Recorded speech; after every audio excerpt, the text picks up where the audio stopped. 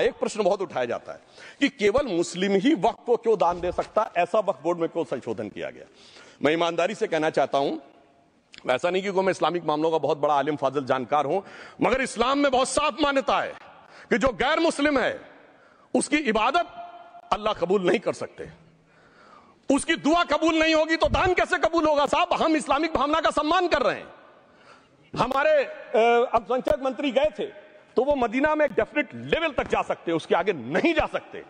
अगर इबादत की इजाजत नहीं है तो साहब जायदाद की इजाजत कैसे हो सकती है। मुस्लिम भावना का सम्मान है, और अगर है तो कोई मुल्ला मौलवी मुफ्ती मुकर्रम बारी आज आके बता दे कि कबूल हो सकती है दुआ, तो हम दान भी कबूल करने के लिए तैयार हैं। और तो और छोड़िए साहब, जब आप कहते हैं कि हर चीज हलाल होनी चाहिए, तो साहब हलाल करने की प्रक्रिया नहीं, हलाल करने वाला भी मुस्लिम होना चाहिए, तब वो हलाल होता था। तो मैं पूछना चाहता हूं साहब, काटने के लिए तो हलाल होने के लिए मुस्लिम जरूरी है, और बांटने के लिए बगैर मुस्लिम के भी हलाल होगा, ऐसा तो नहीं हो सकता। तो जो हमारी सरकार ने किया है वो मुस्लिम भावना के सम्मान के लिए किया है। और जहां तक मैं कहना चाहूंगा, हिंदू समाज के बारे में बात करते हैं, हमारे यहां कोई प्रॉब्लम नहीं है। हमारे यहां कोई ऐसा नहीं कि हज पे कोई गैर मुस्लिम नहीं जा सकता। हमारे देखिए कुंभ में 50 लाख विदेशी आए थे और किसी से नहीं कहा या कन्वर्ट हो जाओ।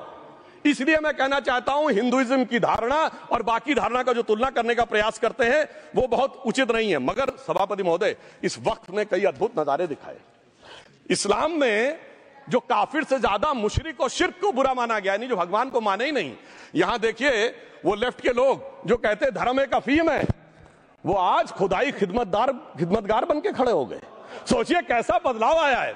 और सर, मुझे एक और चीज नजर आती है। एक पुराना गीत था, वक्त ने किया क्या हसी सितम। तो आज मैं कहना चाहूंगा, वक्त ने किया क्या हसी सितम कि मुस्लिम लीग और शिवसेना मिलके हो गए हम। और मैं कहना चाहता हूं, ये मुस्लिम लीग वो है जिसने सेपरेट इलेक्टोरेट की मांग की थी, और इस शिवसेना के उबाटा के हमारे इस सदन के एक सदस्य हैं।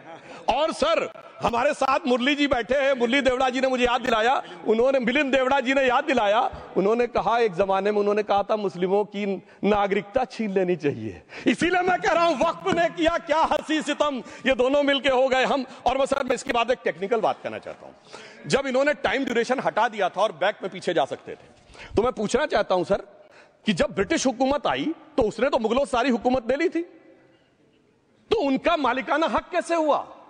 सर, 1707 के बाद तो इस्लामी हुकूमत दिल्ली से खत्म हो गई थी। एक आखिरी मुगल बादशाह शाह आलम के लिए तो बोला जाता था सल्तनते शाह आलम दे लाल किले ते पालम, यानी आज का IGI एयरपोर्ट। तो साहब उसके बाद ये गुजरात